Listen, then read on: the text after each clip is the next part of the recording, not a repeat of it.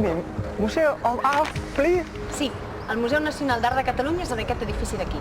But me no understand. Nacional de Catalunya. Sí, Museu Nacional, perquè Catalunya és una nació. Catalunya nació? Why? Per què? Doncs, no sé, home, és que ara... Vols explicar per què sóc una nació? Ostres, què passa? Qui ets? No cal que em busquis. Em sentiràs des de tot arreu. Vols saber per què sóc una nació o no? Què vols dir? Que ets Catalunya? Esclar, dona. T'he cridat perquè em sembla que tenies algun problema. Sí, és que aquest turista no acaba d'entendre per què som una nació. Mira, t'ensenyaré algunes coses bàsiques perquè et puguis explicar fàcilment. No et preocupis per ell, ja tornarem més tard. Però què fas? On m'has dut? Ara ho veuràs, no siguis impacient. D'acord, ja t'escolto. Estàs preparada per fer un viatge per la meva història, conèixer la meva gent, la meva llengua? Sí? Però on em portaràs? Primer vull que sàpigues que sóc una nació per moltes raons. Tinc una història mil·lenària. Els meus paisatges són tan diversos com la meva gent, que ha anat arribant de tot arreu. Des de fa molts anys tinc una vida econòmica i cultural pròpia. Tinc les meves tradicions, costums i fins i tot tinc un dret propi. Però des de quan existeixes? Les nacions es fan mica en mica i són el resultat de molts anys, però es pot dir que em vaig fer major d'edat fa més de 1000 anys. En el segle X, els comtes catalans depenien del rei de França, però l'any 988 se'n van independitzar. Com ho van fer? En aquell temps, el que és ara el sud de Catalunya estava dominat pels sarraïns, que atacaven sovint els comtats catalans del nord. L'any 985, un militar musulmà que es deia Al-Mansur va saquejar Barcelona. La ciutat va quedar arrasada i els francs, requerits per ajudar, no ho van fer. O sigui, que el comte Borrell II va decidir no prometre'ls més vassallatge.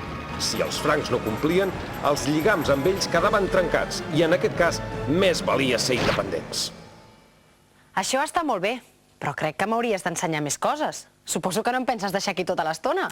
No et queixis, que et portaré a veure moltes coses. De moment, passa per aquesta porta. Per aquí? Segur?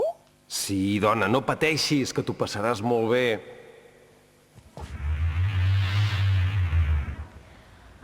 Això ho conec, això és Ripoll, i allà hi ha el monestir. Sí, és un dels llocs claus de la meva història. En els segles després d'independitzar-me dels francs, es van construir molts castells i monestirs a les muntanyes. Aquest va ser un dels més importants. Saps què? No em penso quedar aquí fora. Me'n vaig a veure el monestir. Ei, però no triguis! Aquest és l'Agustí, i és historiador. Hola. Hola, què tal?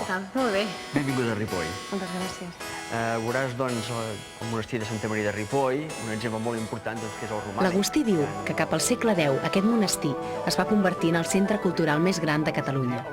Aquí es copiaven a mà els llibres i gràcies a això ara sabem moltes de les coses que passaven en aquella època. L'abat Oliva va ser qui es va cuidar que quedessin escrites les gestes dels comtes de Barcelona. Però l'abat Oliva també va ser molt important per impulsar les assemblees de pau i treva. El primer bressol de parlamentarisme de tota l'Europa medieval, abans fins i tot que els anglesos. La tomba d'en Guifreu Pelós, que és el fundador de la dinastia catalana i de l'escut de Catalunya. Els quatre nacions. Ho has dit molt bé. Molt bé, gràcies. De res. Fins una altra. Fins una altra. Adéu. Ho veus? Ja fa segles que tinc unes característiques pròpies. Sí, però n'hi ha moltes més.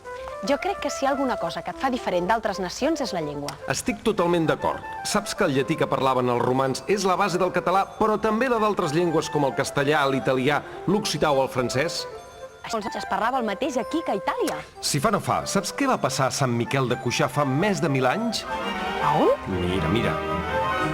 Ara fa uns 1000 anys, uns monjos de Sant Miquel de Cuixà van rebre la visita d'un dux de Venècia que venia a retirar-se. Tenien un problema, i és que no l'entenien gaire. Veien que ell parlava una altra llengua. Si ell té una llengua pròpia, vol dir que nosaltres també en tenim una, oi? Van pensar els monjos. I com parlaven els catalans fa 1000 anys? No s'ha trobat res escrit en català fins 2 segles després que els monjos coneguessin el dux venecià. Els primers escrits són textos legals traduïts del llatí, com el Fòrum Iudicum. També es van trobar escrits els comentaris que deia un capellà durant la missa. Es coneixen com les homilies d'Organyà. o fet de no, e per això que nos dejunassem per les nostres pecats. Què et sembla, ho entens? La veritat és que sona molt estrany. Sí, esclar, perquè és un català molt antic, però tot i així ja s'entén una mica, ja era la nostra llengua. El català va arribar a ser una de les llengües més importants del Mediterrani i escriptors com Ramon Llull, Bernat Metge o Joan Martorell van fer obres que són cabdals en la història de Tura Universal. Sí, però el català ha sigut prohibit moltes vegades. I tant! S'ha intentat eliminar moltes vegades. Després de l'època d'esplendor i a partir del segle XV, el català perd força en el món de les lletres i el volen eliminar. No és fins al segle XIX quan els catalans tornen a estimar la llengua i tornen a crear literatura. Recuperen la seva llengua respecte a la literatura. És el període que se'n diu la Renaixença. Ostres, però si això és Montserrat! Sí, aquesta muntanya va inspirar el poeta més important de la Renaixença, mossèn Cinto Verdaguer.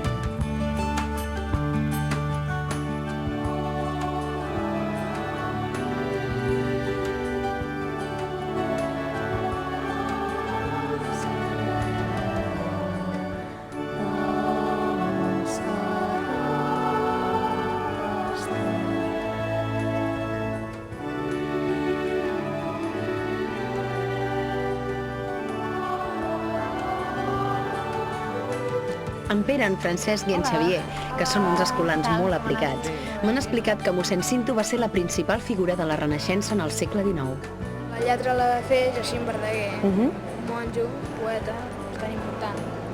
Bueno, la música és de Rodoreda, de Josep Rodoreda. Els autors de la Renaixença s'inspiraven sovint en la Catalunya de l'edat mitjana, quan era una de les potències del Mediterrani.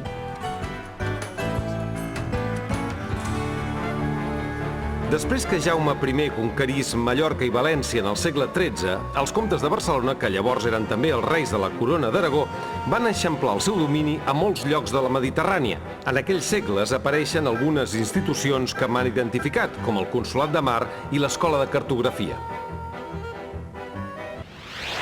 Què fas aquí parada? Entra! Puc entrar? Però si és el Palau de la Generalitat, el govern de Catalunya. Sí, però vull que sàpigues d'on ve el seu nom.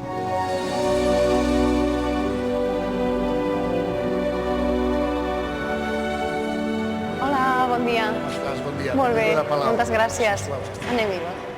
Jo ja sé que durant la República dels anys 30 va ser el govern de Catalunya, però es veu que el nom ve d'una institució molt antiga, del segle XIV. En Santiago Quintanilla, que és mestre de cerimònies, m'explica que a l'edat mitjana sempre s'intentava arribar a un equilibri entre el poder del rei i el dels nobles i eclesiàstics. De tant en tant es convocaven les corts i es pactaven quants diners s'havien de pagar al rei. En aquest sentit, la corona d'Aragó era el regne més modern d'Europa. Com que les corts de vegades trigaven a reunir-se, van decidir que feia falta un lloc fix on administrar els impostos. En van dir la Diputació del General, que va acabar sent coneguda com la Generalitat.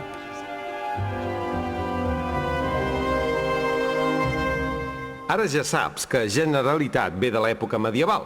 Sí, ja sé que tenies institucions i que eres un imperi important. Però abans has dit que cap al segle XV va venir l'època de la decadència. Prou que ho recordo, i van intentar confondre la meva gent. Per cert, vols participar en un concurs? Ah, molt bé! M'agraden molt els concursos.